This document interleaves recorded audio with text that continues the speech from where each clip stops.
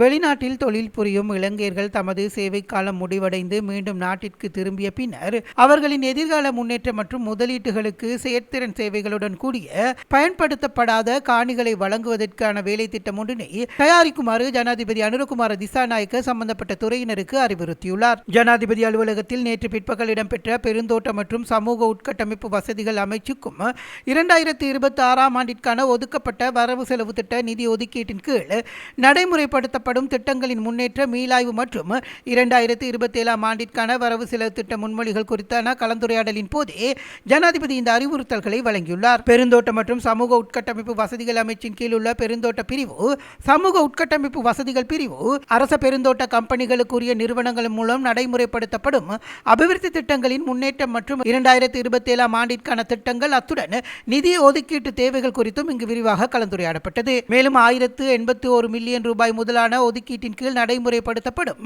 பெருந்தோட்ட துறையில் பெருந்தோட்ட காணிகளை அளவீடு செய்யும் திட்டம், தென்னை பயிர் செய்கையின் நோய் கட்டுப்பாடு மற்றும் ஒழிப்பு திட்டம், கப்ருக்க நிதியம், தென்னை உற்பத்தியை அதிகரித்தல் மற்றும் வடக்கு தென்னை முக்கோணத்தின் திட்டம் ஆகியவை குறித்தும் இங்கு கவனம் செலுத்தப்பட்டுள்ளது. பெருந்தோட்ட துறையின் உட்கட்டமைப்பு வசதிகள் மேம்படுத்துவதற்கான நடைமுறைப்படுத்தப்படும் திட்டங்களின் முன்னேற்றம் குறித்தும் ஆராய்ந்த ஜனாதிபதி மலையக மக்களுக்கு 10,000 வீடுகளை நிர்மாணிக்கும் திட்டத்தை உரிய காலத்தில் நிறைவு செய்து மக்களிடம் ஒப்படைக்க வேண்டிய அவசியத்தையும் வலியுறுத்தினார். மேலும் வெளிநாட்டு உதவிகள் மற்றும் கடன் திட்டங்களின் கீழ் பெறப்படும் வேலை திட்டங்களை செயல்திறனாகவும் பயனுள்ளதாகவும் நடைமுறைப்படுத்தும் பொறிமுறைகளில் உள்ள சிக்கல்கள் காரணமாக சில நிதி ஒதுக்கீடுகள் பயன்படுத்தாமல் திரும்பி சென்றுள்ளதாகவும் ஜனாதிபதி இங்கு சுட்டிக்காட்டினார். நித்வானத்தினால் பாதிக்கப்பட்ட தேயிலை, தென்னை மற்றும் ரப்பர் போன்ற பெருந்தோட்ட பயிற்சிகளை மீண்டும் பயிரிடுவதற்கான நிவாரண திட்டத்தின் முன்னேற்றம் குறித்தும் ஜனாதிபதி கேட்டறிந்தார். தேயிலை, தென்னை, ரப்பர், முந்திரி மற்றும் பனை போன்ற பயிர் செய்கைகளிலும் உட்கட்டமைப்பு வசதிகளை மேம்பாட்டிலும் கடந்த ஆண்டினை விட இவ்வருடத்தில் வளர்ச்சி லாபம் ஈட்டப்பட்டுள்ளதாகவும்,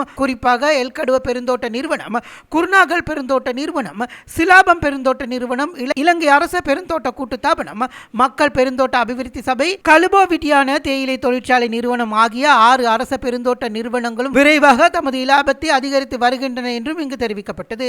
தேயிலை ஆராய்ச்சி நிறுவனத்தின் கீழ் செயற்படுத்தப்படும் பயிர் உற்பத்தி மற்றும் அது சார்ந்த பயிர்களை மேம்படுத்துதல், ஆராய்ச்சி மற்றும் அபிவிருத்தி நடவடிக்கைகள், அதேபோல சிறு தேயிலை தோட்டங்களில் மீண்டும் பயிரிடுவதற்காக ஆரம்பிக்கப்பட்டுள்ள திட்டங்கள் குறித்தும் இதன் போது விசேட கவனம் செலுத்தப்பட்டது. இந்நாட்டின் தேயிலை செய்கையில் சுமார் 60,000 ஹெக்டேயர் சிறு தேயிலை தோட்டங்கள் ஆகும் என்றும் அச்சிறு தேயிலை தோட்டங்களை மீண்டும் பயிரிடுவதற்காக 2026 ஆண்டு வரவு செலவு திட்டத்தில் ஒதுக்கப்பட்டுள்ள 450.6 மில்லியன் ரூபாயில் 150.7 மில்லியன் ரூபாய் இதுவரையில் செலவிடப்பட்டுள்ளதாக இங்கு தெரிவிக்கப்பட்டுள்ளது. சிறு தேயிலை தோட்ட அபிவிருத்தி அதிகார சபையின் கீழ் நடைமுறைப்படுத்தப்படும் 500 தேயிலை கிராமங்கள் திட்டத்தின் முன்னேற்றம் குறித்து ஆராய்ந்த ஜனாதிபதி கிராமிய மட்டத்தில் நடைமுறைப்படுத்தப்படும் சமூக சக்தி போன்ற ஏனைய அபிவிருத்தி திட்டங்களுடன் இணைந்து அதன் பணிகளை விரைவாக முடிக்குமாறும் அறிவுறுத்தினார். ரப்பர் பயிற்சியை மீண்டும் ஊக்குவிப்பதற்கு ரப்பர் ஆராய்ச்சி நிறுவனத்திற்கு 2026 ஆண்டு வரவு செலவு திட்டத்தில் 137 மில்லியன் ரூபாய் ஒதுக்கீடு செய்யப்பட்டுள்ளதுடன் ரப்பர் மீள் பயிரிடுவதற்காக நடைமுறைப்படுத்தப்படும் வேலை திட்டம் மற்றும் அதன் எழுந்துள்ள பிரச்சனைகள் குறித்தும் இதன் போது கலந்துரையாடப்பட்டது.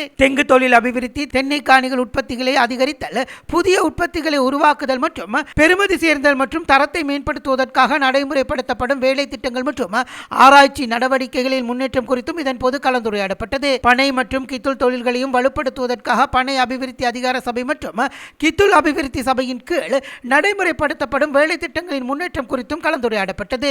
இந்த நாட்டில் வருடாந்த முந்திரி தேவை 25,000 மெட்ரிக் டன்னில் 18,000 மெட்ரிக் டன் இந்த ஆண்டில் பூர்த்தி செய்ய முடியும் என்றும் இது கடந்த ஆண்டுடன் ஒப்பிடுகையில் உயர் வளர்ச்சியாகும் என்றும் இங்கு தெரிவிக்கப்பட்டது. வடக்கு மற்றும் கிழக்கு மாகாணங்களில் 15,000 ஹெக்டேயர் நிலப்பரப்பில் முந்திரி பயிரிடுவதற்கான சாத்தியக்கூறுகள் நிலவுவது குறித்தும் இங்கு கலந்துரையாடப்பட்டது. மேலதிக செய்திகளுக்காக எமது யூடியூப் தளத்தை சப்ஸ்கிரைப் செய்யுங்கள்.